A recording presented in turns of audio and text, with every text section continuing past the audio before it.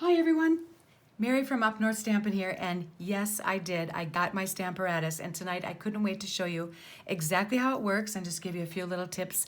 I'm hoping that you are going to get yours pre-ordered as soon as possible. I know they're coming out in the spring catalog, which really is just around the corner, and the Stamparatus really revolutionizes how we do our paper crafting. So I wanted to show you tonight just how easy multi-layered stamping can be and how all those days of frustration and throwing cards away and because you didn't get things lined up or things didn't get inked right, those days are over with the Stamparatus. So tonight I'm going to show you just the stamping that went into the Flamingo part, and then of course all it is just to build the card. The card itself I made with a base of one of the Tutti Frutti cards from the Celebration catalog. It is free with a $50 purchase, and you get all these fun different coordinating envelopes and card bases. So I picked up on that lemon lime twist when I made the background of the card, and it just gets to be this fun tropical looking flamingo. So I'm going to show you how to do that. First of all, let's look at the Stamparatus just quickly. It is the most awesome thing. It looks like this, and when you first get it, of course, when you unwrap it, you get instructions, and already you can see that it looks like it's got two different plastic panels that we use and a surface of some kind, and notice that there are different stamps sticking onto those plastic panels. That's the secret. So the instructions are inside and quite self-explanatory. So, but some of us see better than we learn by words, so I thought if I just show you a few basic things tonight, it might get you excited about it. Now, the Stamparatus looks like this, and this is the hinged plastic that it is gridded. It has grid on it. And this pad comes with the Stamparatus. Now, we use this pad when we are using photopolymer stamps. And tonight, the fabulous Flamingo set that I am using is photopolymer. So we're going to use this as we go about our stamping. Otherwise, if you are using the clear stamps that have that, the rubber stamps with the cushion on the back, that cushion creates the cushion that you need to be able to stamp down. Okay, so this is for photopolymer only. The Stamparatus also comes with one more plastic panel, so you have two, as we saw in the picture. These just lock in here like this, and my next video will show you some other really fun tricks that you can use by simply taking these panels off and moving them down with these on these hinged marks. Really, really fun, but tonight we're just going to try some basics. The colors I'm going to use tonight are Flirty Flamingo, which of course is so fitting because it's a flamingo. And for the lighter part of his back, I'm going to use Pink Pirouette tonight. And then for the outline, instead of black, I'm going with something a little softer, and that would be Basic Gray. So really fun. And then of course for the leaf background that I won't show you tonight, but that you would do, I used a lemon lime twist and a little bit of Pacific Point at the bottom for the water. Fun and summery card. Alrighty, so first thing we're going to do, oh, one more thing I need to show you, very, very important. On the back of the Stamparatus are two key elements to this, and they are these very, very strong magnets that come on the back. And this is where they are stored. So when you're not using them, be sure to put them back. I have seen online, and I did that with this one, some people have gone ahead and wrapped one in washi tape of some sort. Some people even make a little handle with washi tape that sticks out. It just makes it a little bit easier to get it off the surface because these are so strong. They are very, very strong magnets. They're actually called earth magnets, some kind of a natural magnet. And the one thing you need to know is that you cannot put these two magnets together. If these two magnets touch, they will more than likely crack and or break. And then they are of less use to you, obviously. And Stampin' Up! Does not guarantee, nor will they replace these magnets with the Stamparatus.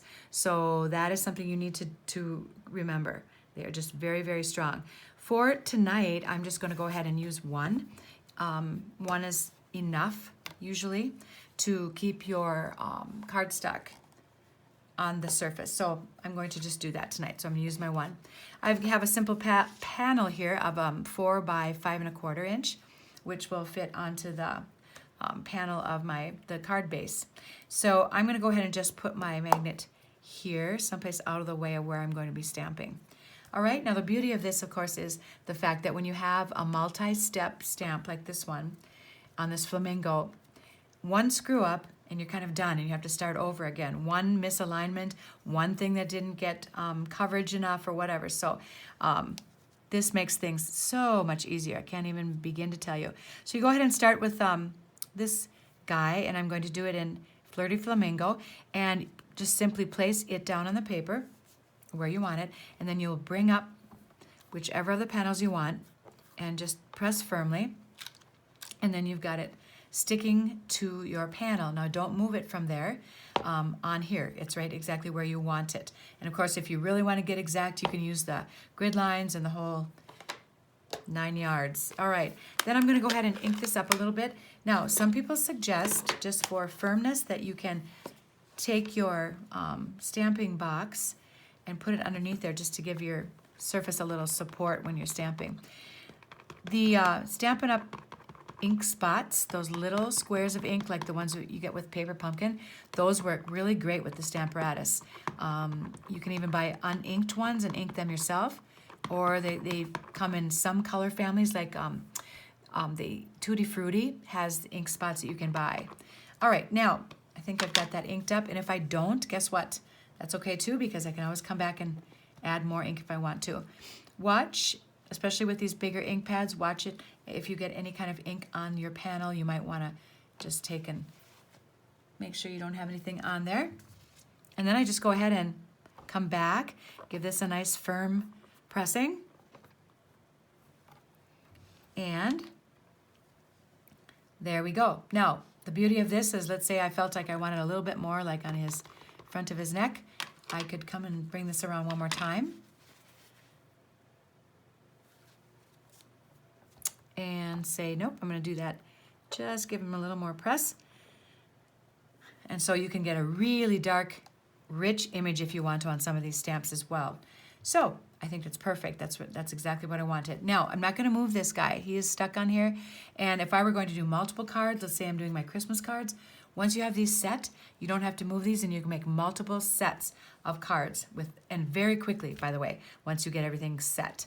All right, my next one is going to be this solid one that will create that light pink kind of background. So all I have to do is line this guy up to where I think I want it, without getting my head in the camera. Okay, close enough maybe. And this time I'm going to bring this top panel over, so I don't have to even work with this one for the moment. Make it stick. Yeah, I maybe did want to use this other magnet. I'm still learning. Another magnet here might have helped with that bit of paper coming up sometimes. All right, and I'm going to go ahead and use my lighter pink pirouette ink. Again, no worries if I don't get exactly the coverage I want. I know this is a small surface, but I wanted it close enough for you to be able to see it. And go ahead and just give that a firm press all the way around, and there you go. Now, again, I might feel that I needed to get a little bit more on his back. Come around again.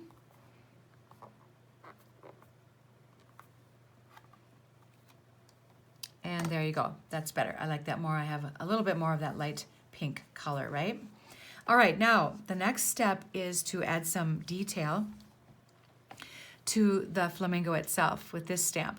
Now, you might wonder, you've got a stamp on each of these two plastic panels, now what?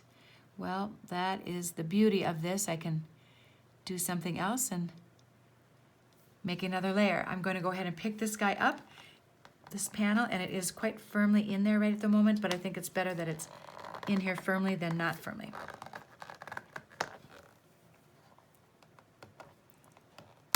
Come on.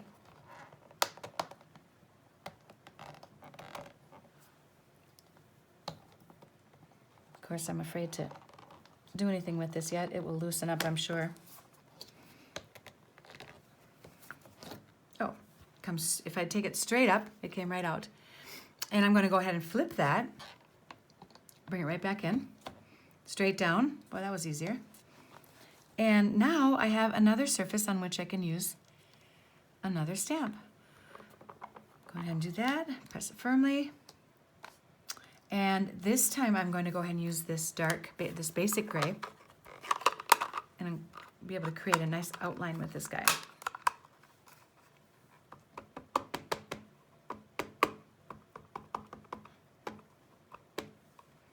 Okay. Bring it around. You can tell I'm still learning with this too. I am thinking hard, but it is, I think it's going to be so awesome. I'm going to leave that one on there as well, because if I made multiples of these, and my last step for this flamingo is to create some detail on his legs. So I'm going to do the same thing, and much easier this time. And turn it upside down, insert again, and let's add his legs and feet. I think that's good.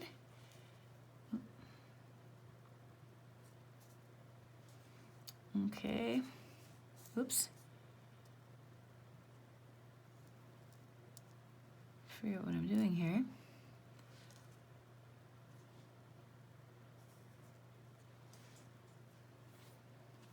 And again, once it's set once, you are set. So let's do that. Give that also some basic gray.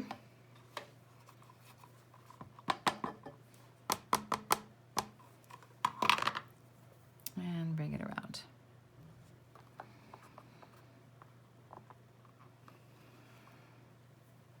And magic, look at that, how beautiful that is in detailed. And again, no mistakes, no start overs, no having to get a different sheet of paper up because I screwed it up. And now notice I could do this very quickly, and I could make multiples of this cute flamingo in no time at all. Once you are through with all the stamping, all you have to do is clean your stamps, and there are a couple of ways you can do this. Some people recommend actually picking these up again with an acrylic block and then cleaning them in your favorite surface with your cleaner. You can take a chamois and clean the stamps off of here first and then peel, or however you'd like to do it. Totally up to you. You'll notice how strong these magnets are. I really do have to work to get it off the system. And there you have it. And all I did to finish this card was go ahead and add some lemon lime twist with my palm leaves in a couple, once I stamped off, and sometimes full strength. I added some of the Tutti Frutti self-adhesive sequins, which I love. And I used a banner punch and one of the sentiments from the stamp set to say thanks. And this water, of course, is in Pacific Point. Cute, cute stamp. And again, this card just came together so easily with the Stamparatus. If you have any questions, let me know. On my website, you'll find more details, and that's upnorthstampin.com. And again, I hope you're looking forward to getting your own Stamparatus. I really think it'll change the way you paper craft.